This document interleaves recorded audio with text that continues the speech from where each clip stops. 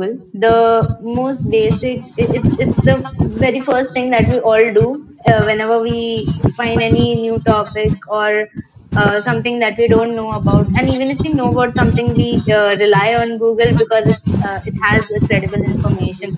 So there are two steps to doing it. Like we all know it, but still I'll just reiterate it for everyone's convenience. So you Google it and you go through as many resources as possible. But obviously you don't keep scrolling down to the end of all the search results. You go through some of the search results very deeply, and then after you're reading any blog or you're watching a video or consuming any form of content related to your research, you need to make notes out of it, because that is what you're going to use in your content as well. All right. And just make sure that you're not just copy pasting the entire thing, which is the one mistake that people make. Like because it's someone else's content, and there is a thing called plagiarism, which we don't take like pretty seriously, but it is a very serious issue. Also, if you're copying it from somewhere else, if you don't want to, like, if you don't want to draw inference or write your own stuff, then just cite the source of where you're copying it from. Then the next thing will be that it's not just limited to Google, all right? So you can go to authentic websites. You can use ebooks. Ebooks are a great source of learning, and sometimes a few ebooks are just deep delved into one particular issue that can help you a lot. So you can use authentic websites like maybe government websites, or if it's for something technical, then you can use there are a lot of websites, like for example, for digital marketing, we often go to neilpatel.com or even Moz or even SEMrush or those kind of websites, because we believe they are authentic. Next is how to create more authentic content. So the best way to do is to talk to people. So see, if you can find someone you already know with whom you can share your insights. Maybe they can be your parents or your spouses or your children or partners, colleagues or friends, anyone, any acquaintances, anyone. If you don't know anyone with whom you can talk about your content, you can reach out to anyone on LinkedIn. There are subject matter experts, and then you can drop a message to them. So what do you need to talk to them? You should talk to them about the subheadings that you have thought of, or maybe how you are planning to divide your content. That also you can discuss with them. You can discuss about the content itself. You can get their opinions and views, and even you can mention that directly in your content. So that will add a credibility to your piece of content. So the important thing to do here is to really listen to them, because whenever you talk to anyone, they just add a lot of value. They do their best to help you, all right? So what you have to do is just to listen to them properly. Then what you can do is you can either record the entire stuff so that you can listen to it later, and then you can draw your own inferences. Or meanwhile, while you're on a call or while you're talking on text, you can jot down the relevant stuff that can be a part of your content, and you can brainstorm more about it later. So if they said one line, you can expand it to a paragraph, or even you can think of another piece of content related to that. So one good example of this is the blog that I wrote related to this topic. I wrote a blog related to how to do a content research, and I got this idea through one of my LinkedIn posts. So I listened to a lot of people, I heard a lot of digital marketers talk about it, and then I created that. So the third thing is how to resource for what your audience wants. So how to do it is go to communities. So Quora. Yeah. Hi, Amrita. Sorry to interrupt, but are you going forward with the slides? Yes. Okay, now I can see, because pehle it was stuck. Oh, where did you see it last? Like, I was just seeing the second slide. Can you see this one? How to create more authentic content. Yes, now I can see. Yeah, I just switched to this one. Okay. Yeah, all right. So so you can use communities to get content ideas, all right? So For example, there is Quora and there is Reddit. They are very commonly used, very frequently used, but they are very underrated. Like people don't know how to use these platforms well to do the content research. These are the platforms that are used by a lot of people to look for answers. So this is where you will find what your audience wants. So this is a surprising fact, but sometimes what you don't find on Google is what you find on Quora and Reddit. All right. So how to do it is you can type in your topic and you can find a broad range of answers. For example, when I have to write any Medium articles about digital marketing, I often I either look in my ask to answers or I type digital marketing and then I go through the questions that people have asked. Amrita, I guess the slide is white now. I can't see anything. Is it visible now? Yes, it is visible now. Okay, I'm not sure why is this problem occurring. It's visible now, right? Yeah. All right. So you can type in your topic and you can find a broad range of answers. And if your answer does not exist, or if the question that you're looking for it does not exist, then you can feel free to ask the questions as well. Just go through all the answers and see what is relevant for you and what is not. And another thing that you should do it's just a bonus, but you should engage with the content. If you like the response, if you like someone's response, then do give them an upvote. Or if you have something to add of value, just don't forget to comment it. So apart from Quora and Reddit, you can also be a part of a lot of different communities of like-minded people. There are different social media platforms as well. There are different Facebook groups for one thing, and then there are LinkedIn groups and there are WhatsApp groups. In fact, I think the people professional writing group is one of those groups, right? Some of the well-known communities, I'll just give you a few examples. If you want to go through them, you can check them out. So there is one, the writing community. There is English.Stack Exchange. There's Substack and there's Codeburst. So this is what I usually do for my Medium blogs, as I already said. And in fact, I think Harshita also does the same because she always asks on the WhatsApp community whether we want the next topic or not. So I think that is another great example.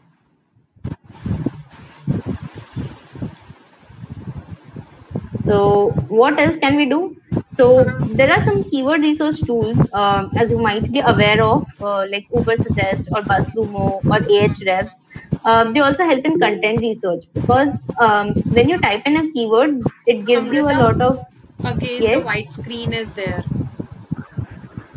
Is it okay now? Yeah. We can see what else. Again and again.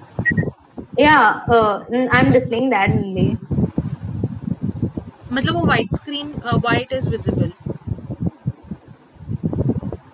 Can you see the logo and the text? What else? Yes. Now it is okay. Okay. So there are some keyword research tools like as I mentioned, and when you type in a keyword that you want to use in your article, then it shows relevant keywords related to it, or even questions that are related to it. Some more ways to generate content ideas, or you can do the content research if you're updated with your industry, if you keep reading newspapers regularly, or you just keep yourself updated with newsletters, or you check out different websites where they talk about trending articles, etc. So you can mention the facts from there directly. That also helps in adding a lot of value and credibility in your article. So just try to keep yourself updated with the world and whatever things are going around, especially in your industry. So what should be the next steps? What should you do next? So after content research, all you got to do is go and create. So you just need to give a structure to your content. If it's a blog post, then you can get idea for points and subpoints that need to be included. That can be done even for video as well. So what you can do is you can divide your content into various small segments, and then you can move forward with it. And after creating your content, do reiterate or just go through the beginning to end just to check the flow. And if if there's no misleading information or something before you publish it.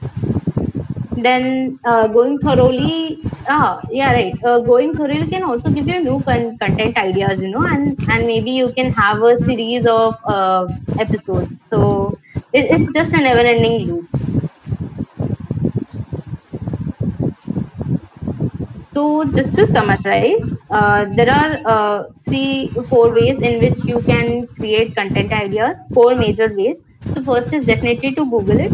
You can go through the search results well, and you can draw inferences, note them down. Apart from Google, you can go to authentic websites. You can also use ebooks, but just make sure that you cite the sources. It's always helpful. Third is to add an authentic element by talking to people. They can be in and around you, or they can be on any social media platform. Fourth is to create what your audience wants, and to know what your audience wants, you can go check out various communities. You can ask people, right? That's it from my side. Thank you. Please let me know if you have any questions. Okay, Amrita, you were saying something about the keyword research tools. So can you explain about that, and tell us some names? What specific research tools should we use for the keyword research? Okay, I just typed them in the chat.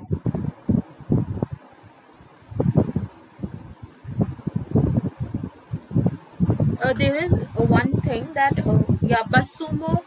Devina is asking that is BuzzSumo paid software? I'm not quite aware of that. I think Ubersuggest is free for. I use Ubersuggest mainly. So Ubersuggest is free for 3 search results when you create an account, like 3 search results per day. So even if 3 search results, it's a really extremely useful, helpful, extremely useful tool. Like you can download all the keywords. There's a limit up to which you can see the keywords, and you can download all of them as an Excel file as well. BuzzSumo, I think it is paid. In fact, Ahrefs also, I think it's paid. So how keyword research tools help you in generating content ideas is that when you enter a keyword or any desired keyword, for example, if I want to write about content writing, so I just type content writing and I can see a lot of relevant keywords in that, right? So it's not just you can see a lot of questions as well. So you can understand that what are the types of questions that people are asking and what is its search volume. Search volume means how frequently people are typing that particular keyword. Like if you're searching for content writing and if you see a question how to start with content writing, so you can see a search volume inside that. If it's 4,000, then it is evident that 4,000 people are looking for this how to start with content writing in a particular month. So that is what you mean by search volume. You get a lot of results when you search on Google how to arrange them in a concise manner and how to choose each one to. Okay, Harshita, did that answer your question? Yeah, I guess that is answered. Now we can move towards the next questions. Sure. Should I take up the questions from the chat? Yeah, definitely. All right. So I think sometimes the non-authentic websites are way better for content research. I think so. Yes, maybe, I'm not sure. But authentic websites, you can rely on the information provided by the authentic websites. That was my point.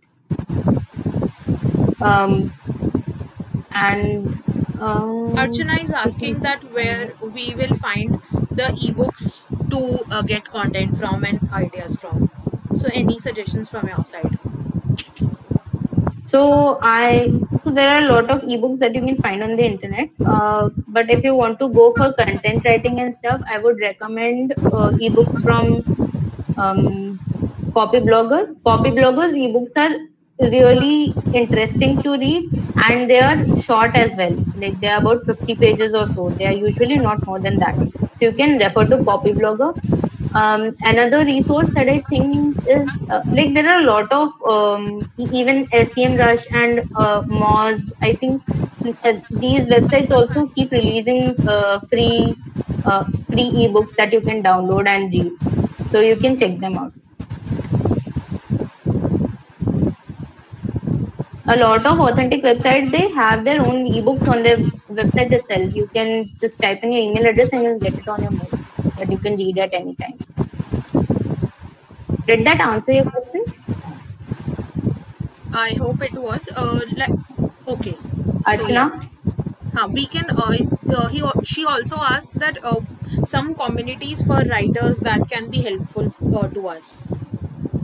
Yeah, just a second. I will type it in the chat box. Sure. Okay. I mentioned it briefly, but I think you can follow Quora and Reddit. You'll find a lot of people there. In fact, LinkedIn has so many different communities. There are a lot of LinkedIn groups that might be helpful. There are a lot of WhatsApp groups that I am a part of that are helpful for me. Like whenever I am stuck with any questions relating to clients or content writing. These are some writing communities that you can be a part of. These were suggested by my connections. So you can have a look at them. These are Facebook groups mostly. Okay.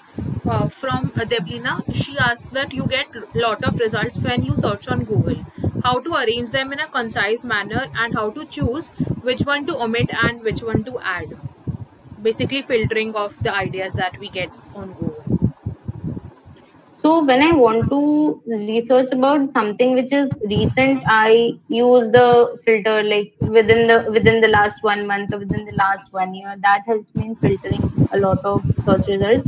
Apart from that, even if you're reading it normally, you can just go through them. You know, when you read a particular piece of content, you know that like after a point of time it is not relevant for you, so you can just exit that website and then you can look for other search results.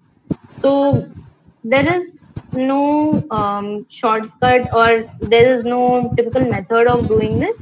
It's just that it develops with practice. You understand with practice, or you understand by repeating this again and again, that how to up to what point of time a particular blog content or a particular video content is relevant for you. Does that answer your question, Deblina?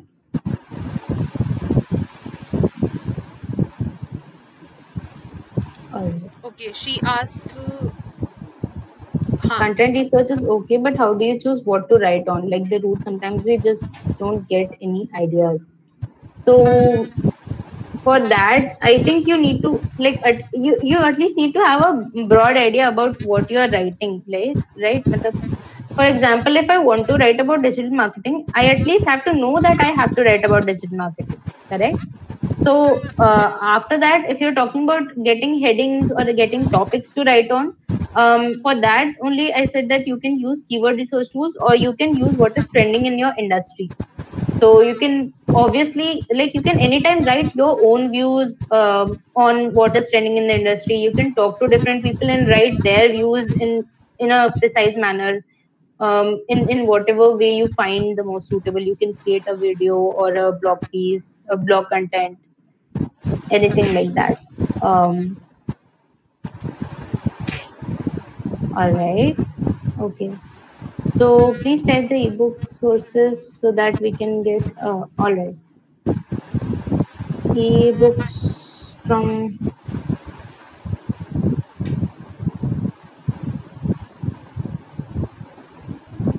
I'll just type them in the chat itself.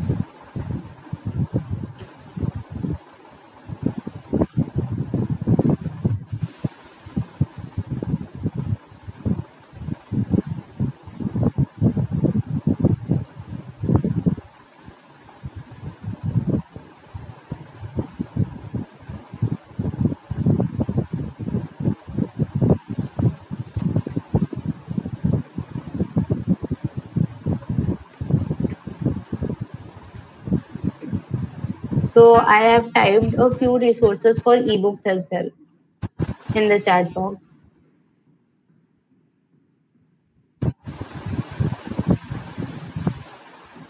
Yeah, I guess I got them, so it answered the question. If anyone has any other question, they can type it in the chat box or unmute themselves. Else, like, we can go with some other questions till then that I have. Sure. Okay, so I wanted to ask this, that like, what is the like accurate time that a person should spend while researching about any topic, and how does it vary from every type of content that we create? Like, I know we can create blogs or social media content or LinkedIn post or writing an article, so that depends, right? But on an average, how much should we spend time on researching, and how much should we research so that we get accurate results in our research and we can write about them? So, in my opinion, first of all, it depends on like what is your deadline. So, if you have a client project and you need to finish it within 7 days, you can't spend more than 3 days on researching about it, because you also need to frame it, then like draft it, and then you need to show them for review, etc. Right? So it depends on what is the deadline that you have set. Also, it should not be in excess, because when we spend too much time on researching, we actually don't have any time for creating, and then eventually your interest dies, or your motivation, like there's a lack of motivation that comes in, and you may not even start working on the content. You keep researching and then finally drop the idea. So it's up to you to decide. If you're interested in learning more about the subject, then obviously you can continue up to 5 or 6 days probably. But I really believe it's an individual's choice on how much time one should spend. Also, it does not depend on the content type, I believe. For blogs, I think you need to write more, and it also depends on the length of the blog. If you need to write a shorter one, then you need to do a little less research than if you have to write a longer blog. Similarly, goes for videos and with research, I guess we should keep noting down the points in a separate file or either in the notebook, so that when we start writing, we can actually refer to those points and put our words there, and then complete the work or write the blog, so that it is definitely. That is what I even mentioned, that even when you're googling and you're reading someone else's content, you need to draw the inference from that. You can't just copy their entire content and use it in your own. And if you're copying any segment of someone else's content, you need to mention the source from where you copied it. That is the only fair way of doing it. Right. Okay, so Shweta asked that can you tell some content research tools for beginners? So these were tools only, like when you talk to people on LinkedIn and when you go to communities and research, or when you read someone else's article on Google, etc. These are all tools to do content research. Like there is no, just like we have tools for keyword research, right? You just enter a keyword and you get relevant keywords. There's no such relevant content research tool. The best tool you have got is Google. You can type in there and then you can get all the blogs or articles related to that topic. Right. So basically the things you just provided are the different types of tools that one can be related with and use them for their research in different aspects. Exactly. Okay. So I guess no one has any more questions. So thank you so much, Amrita, for this session about the content research. And I guess that was like the most important topic also, because before writing anything, research is the one which is actually important, and a good research actually give us good results. So thank you so much for all the resources and everything, the PPT as well, and thank you everyone for joining us. Thank you so much, Amrita. Thank you so much, everyone. It means a lot that you all joined today. Thank you so much. Okay, I guess we can end the session. Sure. Okay, thank you so much. Have a good night. Thank you. Have a good day, everyone.